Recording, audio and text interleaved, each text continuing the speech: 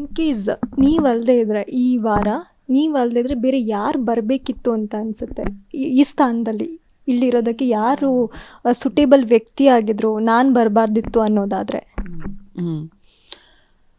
ನಾನು ಬರಬಾರ್ದಿತ್ತು, ನನ್ನ ಜಾಗದಲ್ಲಿ ಯಾರು ಹೊರಗೆ ಬರಬೇಕಿತ್ತು ಅನ್ನೋದಾದರೆ ಐ ಥಿಂಕ್ ಮೋಕ್ಷಿತ ಅವ್ರು ಬರಬೇಕಾಗಿತ್ತು.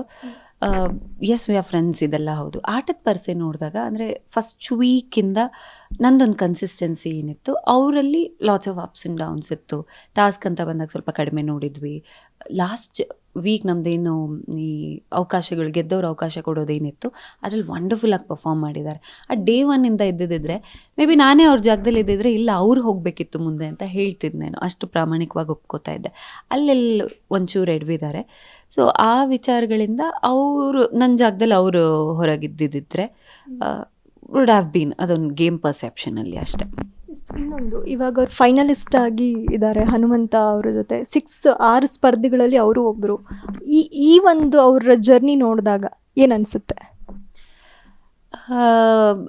ಜರ್ನಿ ಚೆನ್ನಾಗಿತ್ತು. ಈಗೇನು ಎಲ್ಲರದ್ದು ಒಂದೇ ಥರ ಇರೋದಿಲ್ಲ. ಏನು ಹೇಳಿದೆ, ಅಪ್ಸ್ ಆ್ಯಂಡ್ ಡೌನ್ಸ್ ಅದನ್ನು ಕೋಪಪ್ ಮಾಡಿದ್ದಾರೆ.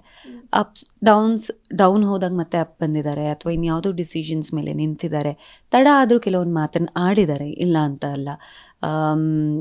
ಮತ್ತು ಇನ್ನೊಂದು, ಯಾರಿಂದನೂ ಯಾವುದನ್ನು ಕಿತ್ಕೊಳ್ಳೋದಕ್ಕೂ ಆಗಲ್ಲ, ತಪ್ಪಿಸೋದಕ್ಕೂ ಆಗಲ್ಲ. ಇಟ್ ವಾಸ್ ಡೆಸ್ಟಿನ್ಡ್ ಅನಿಸುತ್ತೆ. ಅವ್ರು ಅಲ್ಲಿರೋದು ಫಿನಾಲೆನಲ್ಲಿ ಟಾಪ್ 6 ಆಗಿರೋದಾಗಿರ್ಬೋದು, ಅಥವಾ ನೆಕ್ಸ್ಟ್ ಎಲ್ಲಿವರೆಗೆ ಹೋಗ್ತಾರೆ ಗೊತ್ತಿಲ್ಲ. ಇದೆಲ್ಲವೂ ಅವ್ರಿಗೆ ಸಿಗಬೇಕು ಅನ್ನೋದಾದರೆ ಖಂಡಿತವಾಗ್ಲೂ ಸಿಗುತ್ತೆ. ಆ್ಯಂಡ್ ಸಿಕ್ಕಿದೆ.